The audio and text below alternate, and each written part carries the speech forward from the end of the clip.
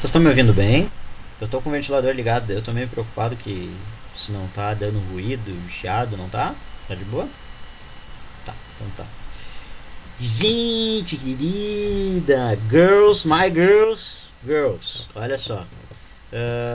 Vamos ver hoje um conteúdo na realidade que a gente pode fazer até um certo paralelo com aquele conteúdo que eu e o Marcelo tava dando para vocês. Esse conteúdo de descolonização da África vai estar diretamente ligado ao processo de Guerra Fria. Inclusive, porque o que acontece? Eu não vou poder, obviamente, falar para vocês todos os processos de descolonização. Eu peguei alguns casos individuais que refletem bem o quanto é variável, o quanto não existe uma constante dentro desse processo de descolonização dos países e a formação, né, emancipação e formação dos estados africanos, certo? E é muito doido, gente, a gente parar porque o continente africano ele tem uma coisa muito semelhante com o que acontecia de certa maneira aqui na América antes da chegada dos europeus. A gente tem que entender que o continente africano ele não é um país inteiro a mesma coisa, tá? A gente sempre acaba se referindo ao continente africano como se fosse uma estrutura homogênea, ou os próprios países africanos como se fossem estruturas homogêneas. Esses países africanos, muitos deles, eles não surgem a partir da combinação daquelas pessoas que viveram naquela localidade. As fronteiras dos países, a língua utilizada dentro desses países, muitas vezes é um processo de imposição dos próprios colonizadores, sobretudo a partir do século XIX, que a gente se lembra do processo de imperialismo dos europeus dentro do continente africano, França, Inglaterra, Bélgica, todos esses países, Itália, todos esses países que vão invadir localidades dentro do continente africano e vão criar colônias, literalmente, dentro desses países. Por isso, esse processo de descolonização é o processo de emancipação dessas colônias, só que é muito doido tu imaginar, porque essas colônias tu tem várias etnias, por exemplo, delas. Eu me lembro do passado, quando a gente tinha a Amandinha, você se lembra da Amanda, né? Eu não sei se algumas colegas aqui tiveram da Amanda. A Amanda era uma aluna, é uma aluna, inclusive tá na Educamédia, até um pouco tempo atrás. Ela ainda está frequentando as aulas, uma querida, amo de paixão. A Amandinha, que inclusive passou em enfermagem, se eu não me engano, tá fazendo, não me lembro, na Ritter, alguma coisa, numa faculdade, alguma coisa assim. A Armandinha ela vinha da Nigéria.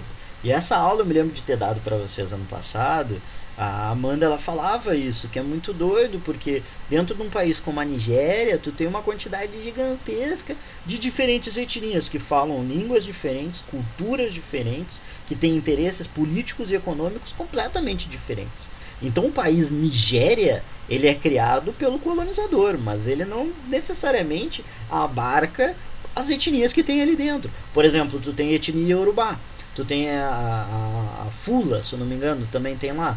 Tu tem diversas etnias dentro dessa região, inclusive o Yorubá, por exemplo, vai pegar uma parte do Benin. Então, etnias que têm uma identificação muito mais próxima do que necessariamente esse sentimento de nação do país nigeriano são separadas.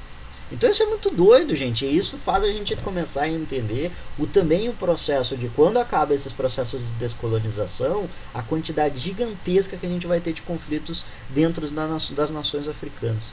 Então é um tema extremamente complexo, extremamente complexo. Essa bandeira aqui, por exemplo, que eu coloquei dentro da capa da nossa aula de hoje, é a bandeira do que a gente chama de panafricanismo, que é uma das ideologias surgidas a partir desse processo de descolonização, mas é uma ideologia já extremamente criticada, principalmente pelos processos estudiosos pós-coloniais, porque o panafricanismo acredita que deve ter essa união dos países africanos dentro de um interesse africano comum. E a crítica do pós-colonialismo, por exemplo, vai ser justamente não, cada país africano tem que fazer a sua própria descoberta interna. Porque isso, as descobertas das etnias, respeitar as particularidades e os interesses de cada etnia. Certo? Então é uma coisa muito complexa, como qualquer coisa dentro desse continente maravilhoso, encantador e perfeito que é o continente africano. certo? Como a América também tem a história da América e da África, elas se mesclam muito em muitos tempos, principalmente por essas teorias colonialistas, assim, essa razão colonialista que foi implementada pelos colonizadores. Dada essa pequena introdução, ficou claro isso? Nessa pequena introdução que eu tentei com vocês? Não confundi mais a cabecinha de vocês? Ficou de boa? Então explicar rapidamente os antecedentes. Praticamente todas as questões a gente já viu dentro das nossas aulas. A questão do imperialismo europeu, que vai ser predominante no continente. Lembrando, né, gente, a gente tem muito essa imagem de que o continente africano ele foi colonizado desde os anos do processo da expansão marítima europeia, o que é mentira. Os europeus nunca conseguiram adentrar sem ser pequenos postos, as feitorias que sobretudo os portugueses criaram na costa africana, né? Angola, por exemplo, a costa da Mina, a costa da Guiné, a costa de Luanda, por exemplo, a cidade de Luanda, que é um porto escravista. Tirando esses locais periféricos na costa, os europeus nunca conseguiram adentrar até o século XIX o continente africano, certo? Essa colonização vai acontecer só da metade final do século XIX, ok? E o maior símbolo disso que a gente vai ter é a chamada Conferência de Berlim, onde a gente vai ter aquilo que a gente comentou com vocês, que é a partilha da África, onde se partilha literalmente o continente africano, esses territórios africanos, e dão para a tutoria desses impérios europeus, Bélgica, Inglaterra, França, todos esses elementos. A gente vai ter também a questão do fim da Segunda Guerra Mundial, onde, a partir da criação da Organização das Nações Unidas, a gente vai ter a necessidade de autonomia política desses países que eram colônias até esse momento para a participação política dentro desse contexto das Nações Unidas, certo? E além disso, um dos contextos que a gente vai trabalhar e acabou trabalhando nas últimas aulas é o contexto da Guerra Fria, certo? Os processos de emancipação dentro dos países africanos e dentro de cada conflito, às vezes a gente vai perceber isso, vai ser um ambiente de disputa entre esses blocos econômicos, o bloco capitalista e o bloco socialista. A gente vai ver isso nos exemplos que eu vou demonstrar para vocês. Então, o que eu comentei com vocês, tá, gente? Essa antecedente, muita coisa eu já tinha comentado agora no início da aula. O processo de independência, então, dos países africanos vai ser muito diverso. Não vai se ter uma constante. Cada país vai ter a sua particularidade, certo?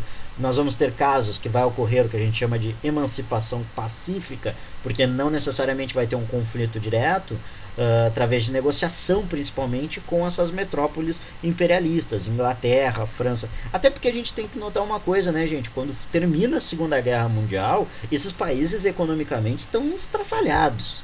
Então, para eles, era muito mais um custo manter essas políticas econômicas coloniais do que na realidade, continuar, de uma certa maneira, uma exploração econômica por multinacionais, né, dentro do continente africano, certo?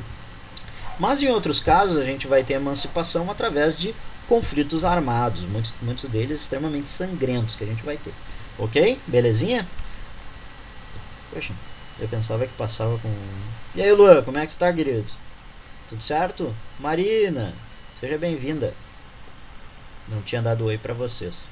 Aqui eu coloco para vocês novamente, né, gente, aquela questão precoces, tá? Ou seja, aqueles que vieram anteriormente, a gente vai ter muito forte dentro do que a gente chama de África Mediterrânea, ou seja, a África, o norte da África, né? Aquela região ali, Tunísia, a região do Egito, por exemplo, Etiópia, a Líbia com a relação com a Itália, Madagascar, que não é Mediterrâneo, Madagascar vai ficar no centro-sul ali, né?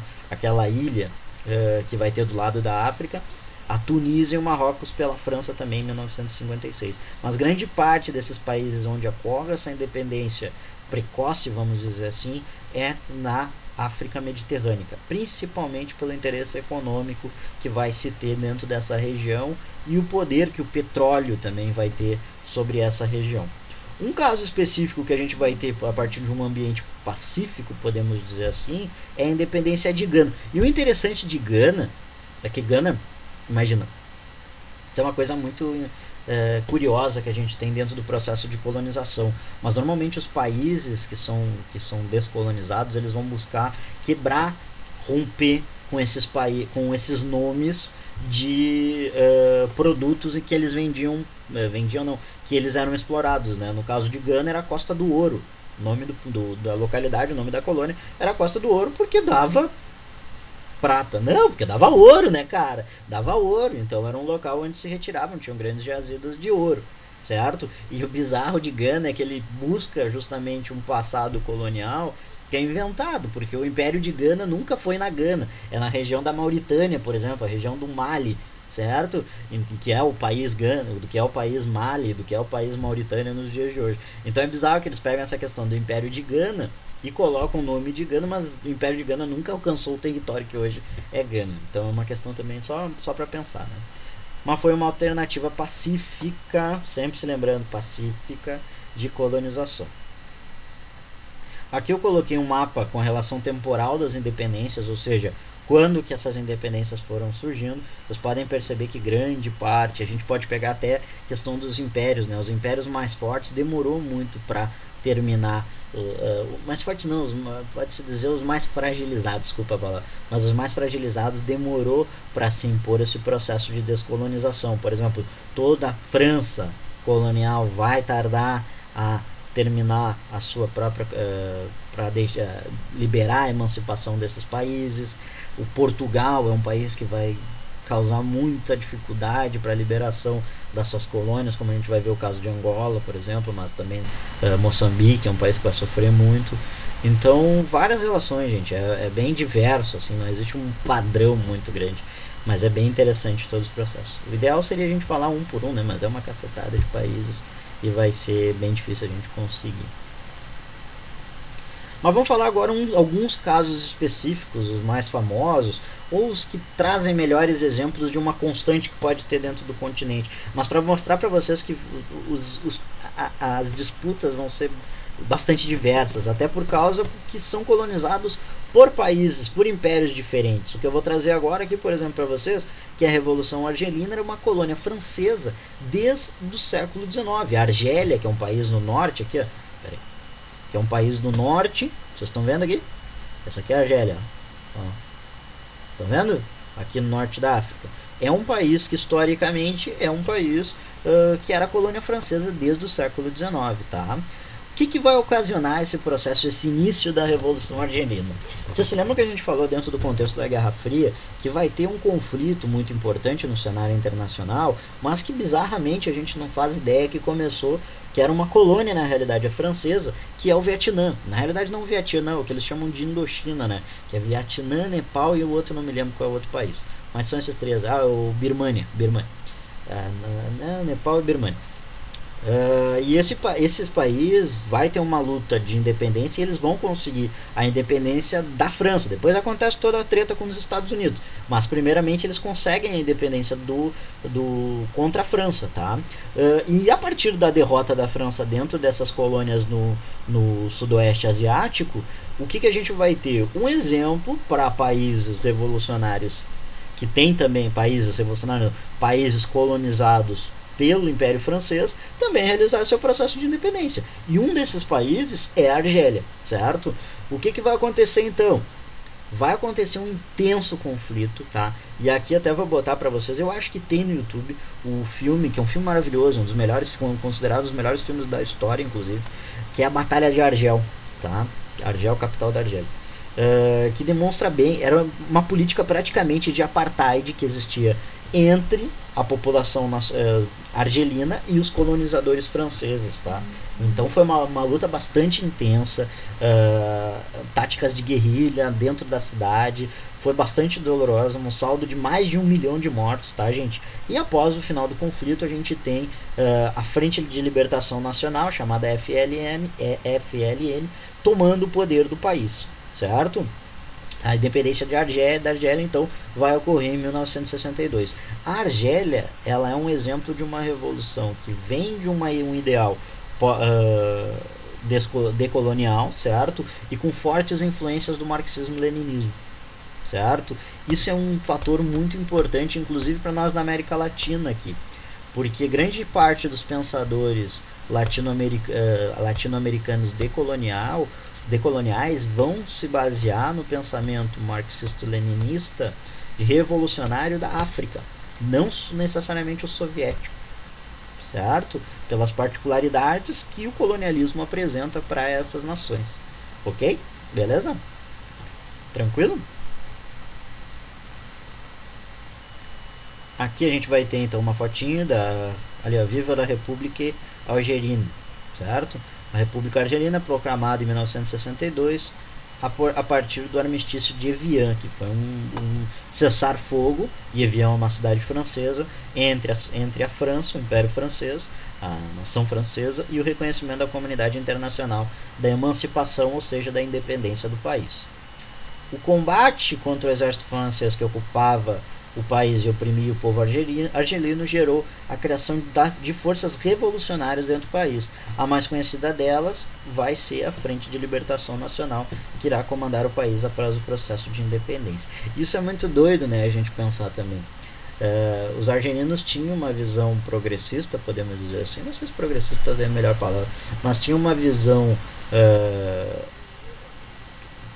de esquerda, podemos dizer, né, de uma esquerda revolucionária, mas é um país onde vai se tornar uma república muçulmana, né? Inclusive na própria bandeira que a gente tem ali tem um símbolo muçulmano, certo? Então tem uma questão religiosa também, e isso vai ter muito forte dentro de todo o continente africano, porque se lembrando, dentro dessas diversas etnias também existem diversas religiões pagãs africanas, o próprio cristianismo muito forte, por exemplo, na Etiópia,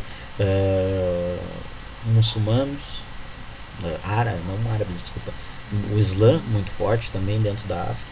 Então isso é muito doido, gente, é muito complexo, assim, a gente imaginar. Não é, obviamente eu estou dando um resumo do resumo aqui, né? Você pode perceber que eu não estou falando todo, mas é só para vocês perceberem as características gerais, por exemplo, podemos dizer assim, desses conflitos, certo?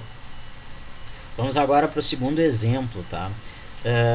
Uma coisa interessante que eu queria falar dos belgas, da Algéria. Percebam que muitos desses países que foram colonizados, principalmente a França, né? A França é um exemplo clássico disso. Esses países que foram colonizados, muitas pessoas desses países que eram colônias anteriormente, posteriormente migram para os países que eram os colonizadores, né? No caso a Algéria, a gente vai ter uma quantidade gigantesca de algerinos que vão viver na França, certo? Buscando melhores oportunidades de emprego, buscando melhores salários, mas buscando melhores condições de vida.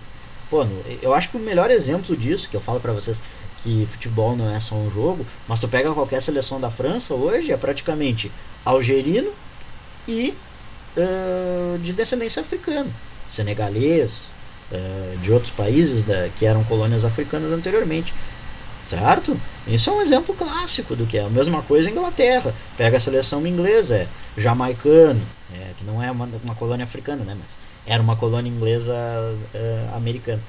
Jamaicano, ganês, nigeriano, descendentes. Vocês entendem? Pô, Zinedine Zidane, gurizada. Zinedine Zidane é descendente é filho de argelino. Benzema, filho de argelino. Pogba, filho de senegalês, se não me engano. Certo? Todas essas pessoas são descendentes desse processo de colonização. Então percebam quanto isso influencia em tantas esferas até os dias de hoje dentro dessas comunidades. República Democrática do Congo, tá, gente? O Congo é um caso muito doido desse processo de colonização, principalmente no século XIX. O Congo era uma propriedade, ele não era nenhuma colônia, tá? O Congo era propriedade do rei da Bélgica, para vocês terem uma ideia. E dentro do Congo se criou um dos maiores genocídios da história da humanidade, que é o massacre dentro do Congo belga, certo? Onde os caras cortavam, por exemplo, se a produção da população não alcançava a quantidade X de matéria-prima que devia ser exportada para a Bélgica, se não chegava a certo número, pessoas eram mutiladas por isso. Então, um dos maiores horrores da história da humanidade que aconteceu na colonização belga do Congo, certo? E isso é bastante escondido ainda. A gente tem que começar a falar. A gente fala muito, e obviamente é um elemento terrível da história da humanidade, o Holocausto na Segunda Guerra contra os povos judeus, mas aqui aconteceu um holocausto, um genocídio que acontece aqui dentro do Congo, uma quantidade gigantesca, milhões de congoleses morreram sob o poder opressor do imperialismo, certo? Vai chegar um momento que se inicia uma guerra civil dentro do país, principalmente nesse período pós-colonial ali, e a ala libertadora vai ser alavancada por um grande intelectual do movimento negro, um marxista-leninista, chamado Patrice Lumumba.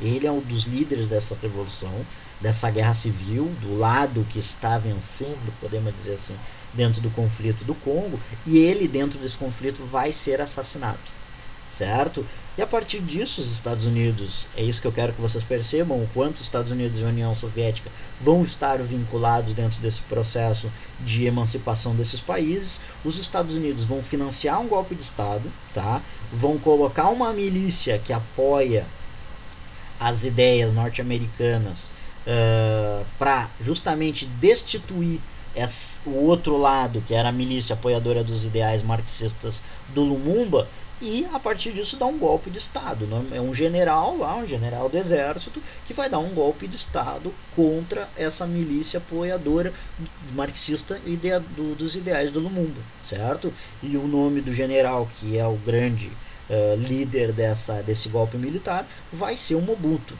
certo? E o Mobutu vai assumir o país, vai ficar até 1997 no comando não do Congo, mas do que a gente conhece como Zaire, certo? E vai permanecer por 32 anos no poder com o apoio dos Estados Unidos, certo? O caso do Congo, gente, ele vai ser interessante por isso, para entender os interesses dos blocos da Guerra Fria no processo de descolonização da África, certo?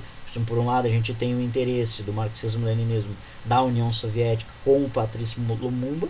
Do outro, a gente vai ter o apoio do golpe militar dos Estados Unidos a partir da ditadura do Mobutu, certo? Aqui eu tenho uma fotinho dos dois para vocês verem. Se eu não me engano, eu posso estar falando bobagem, tá? Mas eu me lembro alguma coisa do tipo. Porque aquela luta do Muhammad Ali vai acontecer, se eu não me engano, no Zaire. Eu não me lembro se é no Zimbábue ou no Zaire. E o Malcolm X, Muhammad Ali, se encontram, se eu não me engano, com o Patrice Lumumba. Porque o Patrice Lumumba se torna uma grande referência internacional da luta do poder negro, certo? Então é muito interessante essa questão, quando está vinculado o próprio de movimento dos direitos civis norte-americanos, do movimento da igualdade racial nos Estados Unidos, vai estar vinculado também a esse processo de descolonização dentro da África. Imagina, eu acho isso fantástico. E tem documentário, inclusive, dentro do Netflix, mas tem um documentário, tenho certeza que tem um documentário sobre essa luta, que é considerada a luta do século, entre o Muhammad Ali e agora não me lembro o outro cara, não é o George Foreman, é outro cara, que agora não me lembro, uma luta de boxe, que foi a luta mais esperada da história, e os caras lutam, não sei se é o George Foreman até, não, agora não me lembro, mas foi a luta mais esperada e foi uma luta no Zaire. Primeiro, porque o Muhammad Ali estava proibido de lutar nos Estados Unidos por não ter ido para a guerra do Vietnã. E aí, por ter toda essa questão colonial da colônia na África, da descolonização africana. Aqui está o Patrice Lumumba e aqui está o Mobutu Sese Seko, que é uma figura bastante bizarra, assim. E o último exemplo que eu trago aqui é a questão da Guerra de Independência de Angola, que é uma colônia de Portugal, tá? E esse é um caso interessante, porque Angola é uma colônia de Portugal não desde o século XIX, né? Ela se torna inteira, mas Portugal já tinha a própria cidade de Luanda era um porto escravista. Então, talvez o local onde se tem uma influência colonial há mais tempo dentro da África, talvez seja Angola, certo? Então a gente vai ser um dos últimos, além de ser um dos países mais antigos, o país talvez mais, não em país, né, mas a colônia mais antiga da África, podemos dizer assim, ela foi uma das últimas a deixar de ser colônia. Então isso demonstra também um fator interessante. Então a gente vai ter essa emancipação tardia, que só foi possível com o fim da ditadura do Salazar, do governo do ditador Salazar, dentro de Portugal, a chamada Revolução dos Cravos, que também é um episódio super interessante, que até a gente se esqueceu de falar dentro do contexto da Guerra Fria, foi um erro nosso. Mas é um episódio super importante dentro do contexto, onde se termina a ditadura portuguesa e se inicia o período democrático, tá?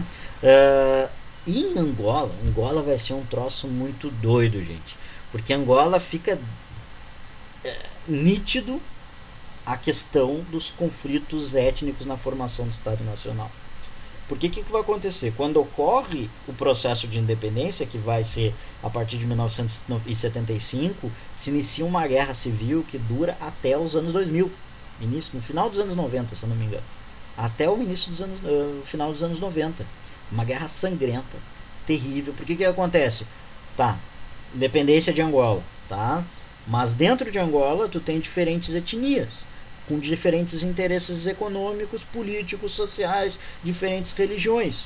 Tu imagina esse país de Angola, que dentro de Angola tu tinha toda aquela questão do comércio escravista, onde existia captura de cativos, de tribos contra tribos, certo? Onde a partir do conflito dessas tribos também se enviava o processo de escravização.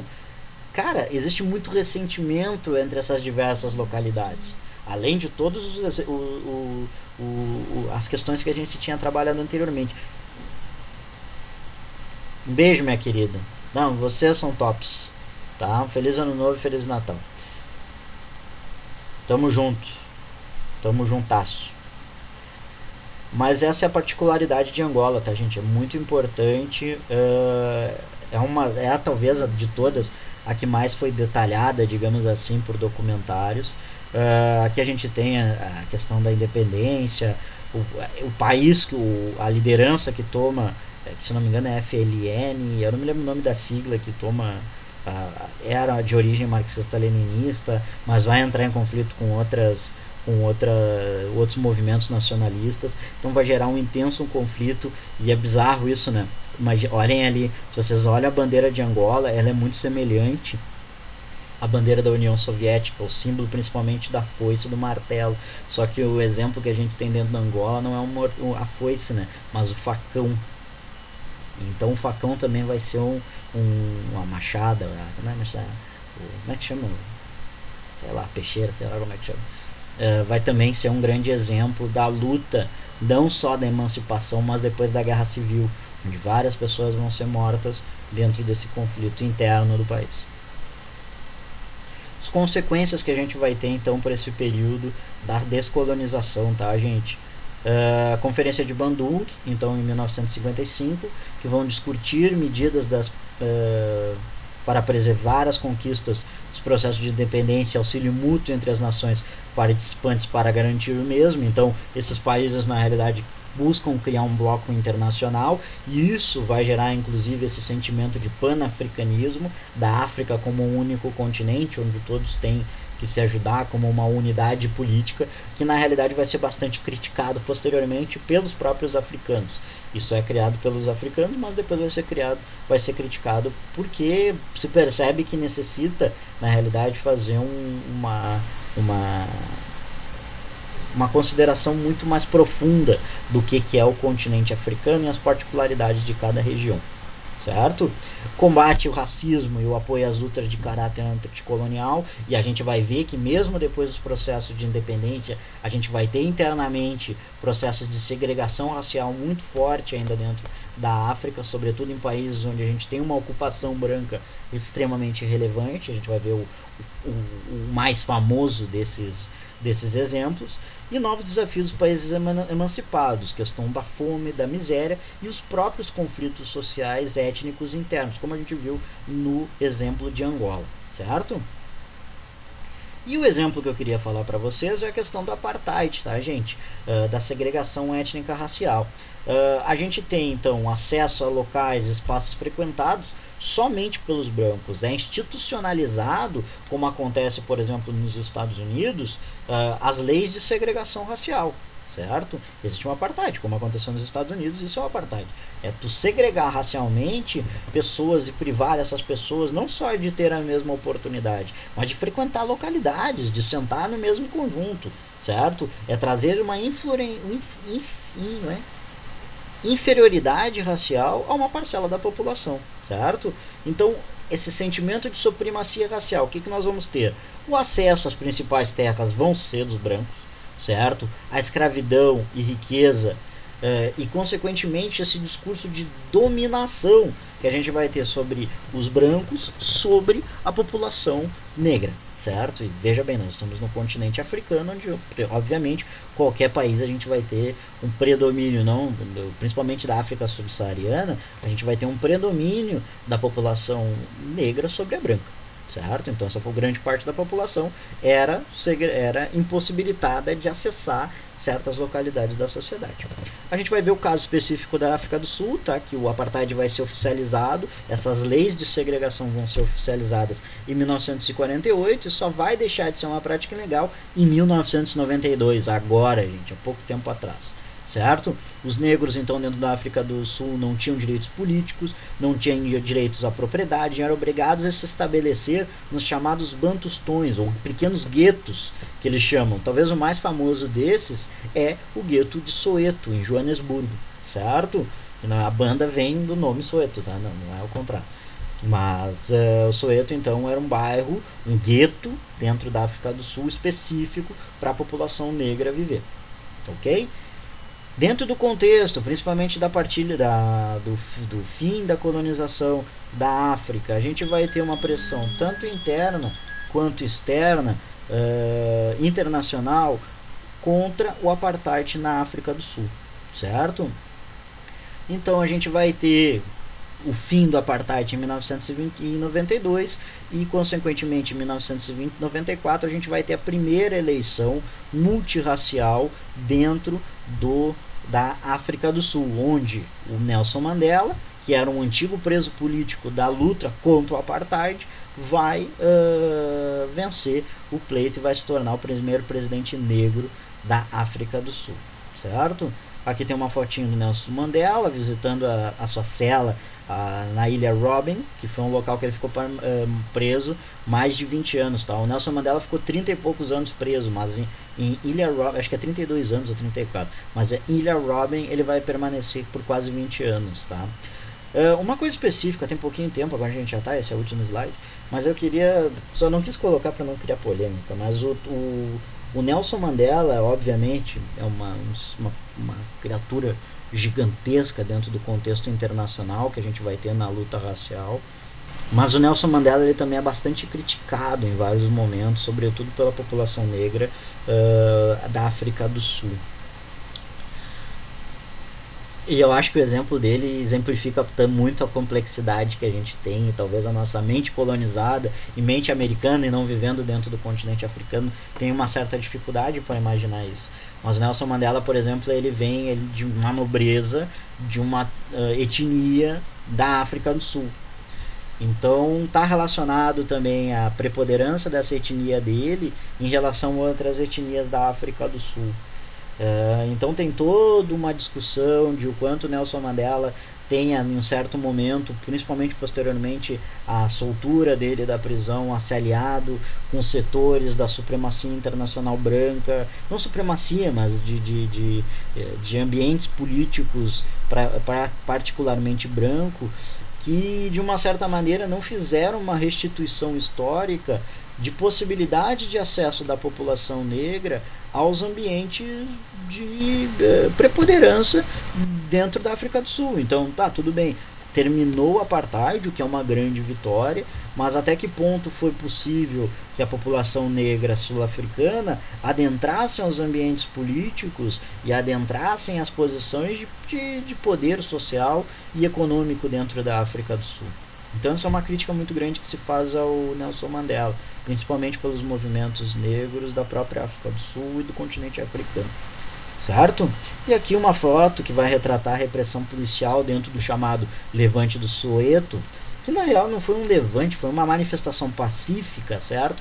Organizada por estudantes negros, devido à inferioridade do sistema educacional da população negra na África do Sul. As pessoas negras tinham uma educação muito pior que as crianças brancas, por exemplo. Isso obviamente refletia na questão da oportunidade social.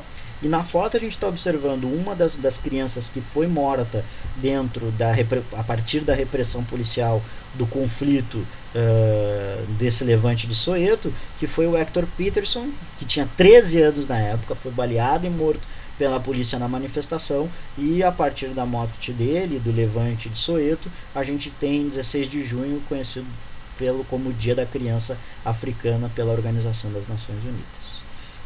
Ficou claro, gente? Peçam desculpa para a professora ou professor, que vocês vão ter aula depois, que já são 17h12, mas vocês ficaram com alguma dúvida?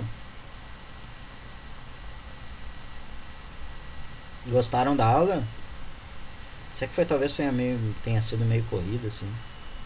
Mas valeu. Lindezas. Um feliz ano novo. Que tudo se realize. Verdade. Ótima aula, mas um conteúdo muito triste. Mas se Papai do Céu quiser, os orixás, como já foram trazidos hoje aqui na aula, os orixás, Papai do Céu, Deus, que seja, nos ajudarão, e no próximo ano a gente vai poder comemorar nossas vagas juntos. Meu presente de Natal é que vocês todos passem nas universidades e alcancem esse sonho, essa grande conquista, tá, gente?